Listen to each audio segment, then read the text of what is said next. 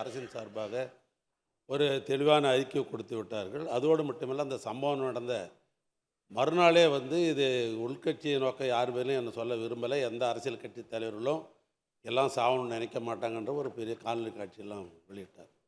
அதல்ல, நான் கரூரை பொறுத்தளவுக்கு நான் திரும்ப திரும்ப கேட்டேன். இப்படி ஒரு சம்பவம் நடந்து 2 தினங்களுக்கு முன்னால் அதே இடத்துல எதிர்க்கட்சி தலைவர் இங்கே பேசியிருக்கிறார். என்னன்னு விஜய் என்கிற இந்த நடிகர் கட்சியை சேர்ந்தவர் என்ன கூட்டம் கூடியதோ அதை விட ஒரு அதிகமாக ஒரு 1000 பேர் அதிகமாகவே எதிர்க்கட்சி தலைவருக்கு அதே இடத்திலே கூடினார்கள். ஆனால் அப்போ எந்த சம்பவமும் நடைபெறவில்லை. காரணம், அவர் பேசுவதை கேட்பதற்காக அந்த கூட்டம் அங்கே வந்தது. எதிர்க்கட்சி தலைவர் என்ன சொல்கிறார் அப்படின்னு கேட்கறதுக்காக அந்த கூட்டம் அங்கே வந்தது. அந்த அளவுக்கு கூட்டம் அதிகமாக தான் இருந்தது. ஆனால் எந்த ஒரு சம்பவமும் நடைபெறவில்லை. ஒன்று, இப்போ நாங்கள் மண்ணை தொலைக்காட்சி பெட்டியில் பார்க்குறோம், எதிர்க்கட்சி தலைவர் போகிறாரு, எவ்வளோ கூட்டம் சேருது, என்ன பண்ணுறாரு.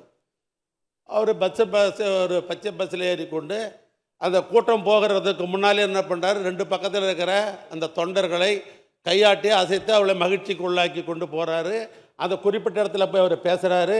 அதனால் அவர் கூட்டத்தை அங்கே கேட்குறாங்க. இந்த சம்பவம் எப்படி நடந்தது என்று சொன்னால், இதில் இந்த கட்சி தலைவர் உள்ளே உட்காந்துங்கினார். 2 பக்கம் ஜனங்க இருக்குது, யாரையும் பார்க்க மாட்டேன்றார். எதிர்கட்சி தலைவர் எல்லாரையும் பார்த்துன்னு போகிறார். ஆனால் இவர் யாரையும் பார்க்க மாட்டேன்றார். அந்த குறிப்பிட்ட இடத்துக்கு போகிறார், பார்க்கலேன்னு இந்த கூட்டம் போகிற அங்கே நெறியுதன் மூலமாக அங்கே நெரிசல் ஏற்படுது. நான் கேட்க விரும்புது, ஏற்கனவே அதே இடத்துல தான் நீங்கள் பேசுனீங்க, ஏன் அங்கே ஒரு சின்ன சம்பவம் நடாமல் அன்றைக்கு காவல்துறை மிக சிறப்பாக பணியாற்றி இருக்கிறார்கள். எதிர்கட்சி தலைவர் மேலே எந்தவித குற்றச்சாட்டும் வராத அளவுக்கு பாதுகாத்திருக்கிறார்கள். ஒரு சின்ன சம்பவம் நடைபெறவில்லை. ஏன் உங்களை மாதிரியே எல்லாரையும் கையை காட்டினே போய் அந்த குறிப்பிட்ட இடத்துல பேசியிருந்தால் இந்த சம்பவம் நடைபெற்றிருக்காது. அதனால் அதற்காக இவர் பேசுறது தவறு. ஏன்னா இவர் கூட்டத்துக்கு பாதுகாப்பு கொடுத்த போலீஸ் தானே தமிழ்நாடு போலீஸு.